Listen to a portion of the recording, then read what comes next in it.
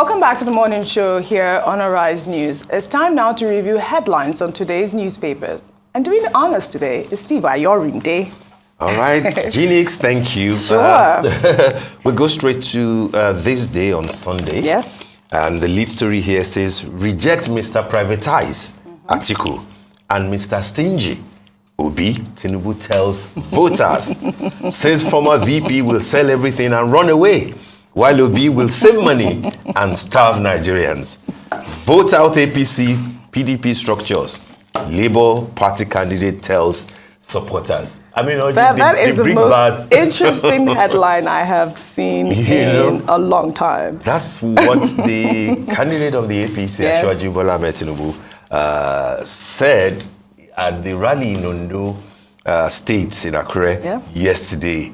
And I think it looks like all the candidates are now going for each other's jugular, reject Mr. Privatize and Mr. Stingy. And I think that Obi at some point also said, don't vote anybody that is not physically and mentally fit. Yeah. Who could he be referring to? So different vibes that are not really the issue. also said the same thing as well about someone being... He did something. I think his own was even more caustic. It was. He said something about bedwetting. Bedwet, yes. What could that be? I didn't know. I thought that was quite... Dr. Kwakwanso to be that... yeah, me neither. That was a bit... But then he didn't get any response, did he? I don't know what the story is with Kwankwaso. I don't think he garners that much reaction when he makes statements like that. I thought that was...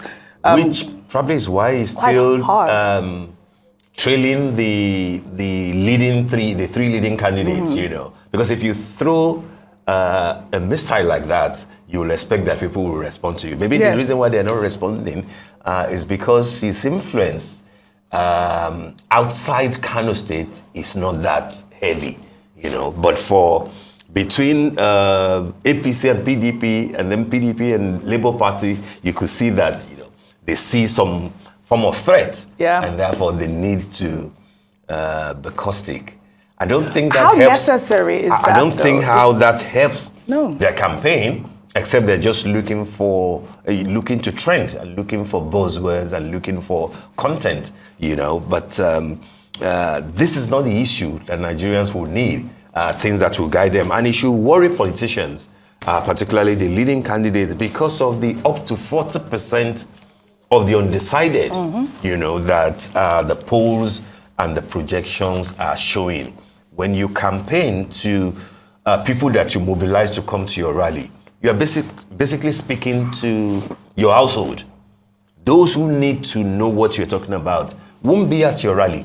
They will be the up to 40% of the people who have not made up their mind. They're not even sure whether they want to vote, because if you don't convince them, what are you selling? So if Tinubu is saying rejects Mr. Privatize, Atiku, and rejects Mr. Stingy, Obi, who does not give shishi, why does he want them to vote for him instead? Yes. Which would have been the key thing, the same way. But then PDP has responded. The story on top, maybe not directly, but of course the big bat continues. The story on top of the lead says dragging Buhari into campaigns can't help you. PDP mocks Tinubu. Says APC candidate has stained image.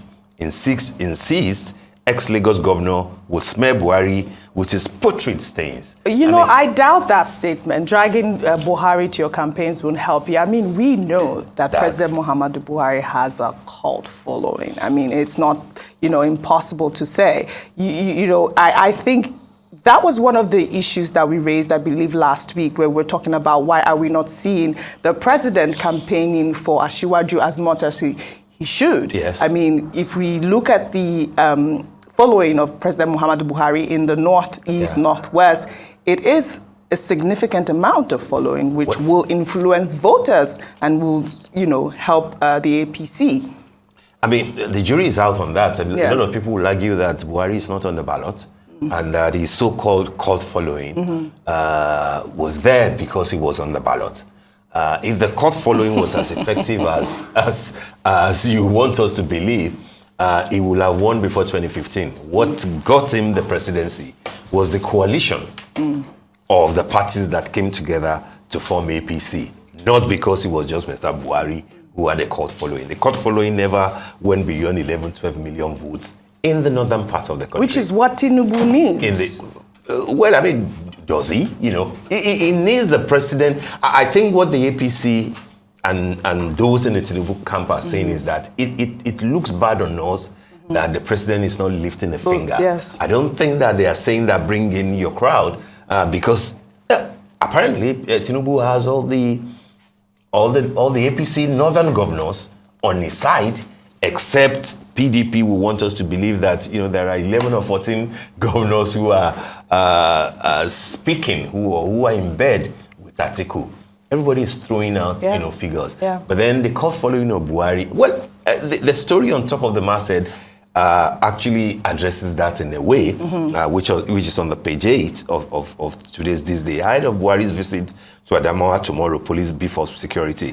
But the visit is about the fact that he's going there to campaign for Tinubu and to campaign for Aishatu Binani, who is the governorship candidate, the only female one running, by the way, for the APC. We will see tomorrow, how effective this Buhari mania thing will work for Tinubu and for Binani. And Adamawa is key because that's the home state of Atiku Abubakar. Yes. We understand that the president will also come for the grand finale in Lagos with Asiwaju Bola Ahmed Tinubu. How effective will a Buhari raising Tinubu's hand in Lagos, for example, where analysts are saying that maybe there might not be a clear winner in Lagos because of the popularity of Peter Obi in Lagos, because of the influence of Atiku to an extent. So yes, Buhari's magic might work to an extent in the core north, Katsina, Borno, all those places. But again, we will see, because the argument has been that will the Almajiris and all the other people who usually will see Buhari as their hero prefer a Yoruba Muslim candidate to another Fulani Muslim candidate. The jury is still out. We don't know how to pan out, but then the elections are almost here. So we will see how Buhari will assist Bola Ahmed Tinubu in his quest to be the president of the Federal Republic of Nigeria. Another story on top, which is outside of all the politics, on the window. Banks have enough new naira notes to meet demand. CBN insists, says banks not banned from paying new notes over the counter. And I think that this clarification is very important because the news on the social media has been that you can't withdraw the new notes over the counter. But here CBN is saying that indeed you can, but that what they are saying is that banks are encouraged to load their ATMs with a new note, so that when you are withdrawing money from your ATM, it will be the new note, in addition to the fact that you want to withdraw over the counter. Yes. What we can't deny, though, I don't know what your experience has been, is the fact that the new notes are not yet heavily circulated. Yeah. Bankers tell you, your account officers tell you that unfortunately, even where you get to have access to the new naira note, it's the higher denominations that you get. Not the 200 nairas, not the 500 nairas, let alone the lower ones. So CBN will have to, maybe again, this is about the elections, we don't know yet, trying to safeguard, trying to guide jealously the amount of money that will be in circulation. Yeah, you're absolutely right about the amount of money, the new notes not being in circulation now. But I did an experiment last night when I heard this news. Yeah, I sent my driver out to various ATMs to see if he can withdraw the new notes. And he was able to, yes. Really? Three different locations. And he was able, on the island, unfortunately. But yes, on the island. And he was able to withdraw. I mean, yes, he was able to withdraw the new notes. So hopefully, we see this more across Lagos. Because by Nigeria. the end of this month, the old notes will cease to be legal tender anyway. And then by 1st of March, a full blast, as they say it, a cashless policy. So CBN will have to, and I think that this sort of This was very important because I was shocked. This is the exact reason why I went, for artisans, why I did that experiment. For people who need to deal in small cash. Cash is king. Cash is king. You can run away from cash. You can't. You can, no matter how much you want people to believe. I don't like cash that much. I don't deal much in cash. But you need it. But you need cash. Yes, absolutely. Okay. So are you done with yes, this day? Should we look at this day style? Yeah. The cover personality there. Sonia Agbasi Chikelu. I hope I did not murder her name, but she is beautiful. And guess what, Steve? Yeah. She is 60 years old. Diamonds are forever. Diamonds are forever. I mean, she is so beautiful. I think that, she deserves that cover. Happy 60th birthday. She is a lawyer and the daughter of Chief Gilbert Chikelu. And, she talked about how, staying young is, relevant. At 60, you should be about who she is and not whose daughter she is.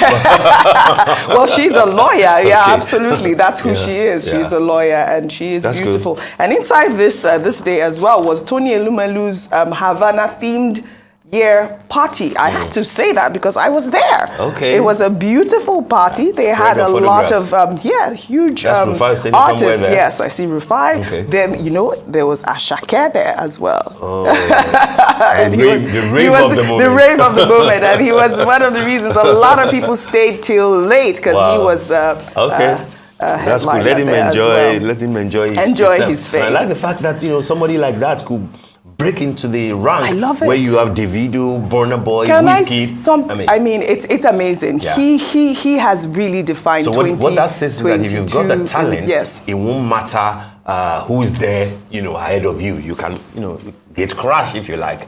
Are you an Ashake fan? I like his music. Yeah. I like the fact that he came with a difference. It won't be my number one. Juju or Fuji? What the difference? People say it's Fuji, but I think it's it's Fuji themed. Yeah. But it's Afrobeats nevertheless. I love it. I love it. Let's look at Sunday Tribune very quickly, where the leader of the Ilanomo Odua, Professor Akitoye, is fuming, and the headline says Akitoye fumes. Power-seeking Yoruba politicians have betrayed us. That's on page 4.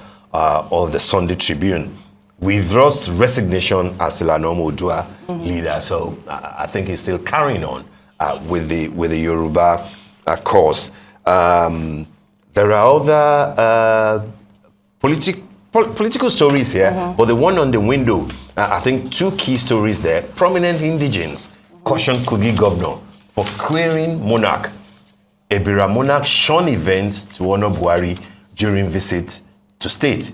Government alleges in a letter, so government trying to deal with, a traditional ruler for not attending a Buhari gig, in the state. But the other story, Army redeploys GOCs, commanders, others on page 8. I think that's interesting, coming at a time on the eve of a major election, lieutenant generals, brigadier generals, principal officers in the army formation, being moved around the country so that nothing untoward apparently can happen. All right. Unfortunately, Steve, we have to wrap up. I wanted to just take this story on the Vanguard. We don't have time, but it says 46 days to go. Elections threatened in 14 states. Wow. INEC, we need to do more. 14 states. Monitoring platform says INEC may not conduct exercise in some communities. That's not the best. 14 states, that's huge. Yes, that's huge. Really. Acceptable. All right. Absolutely.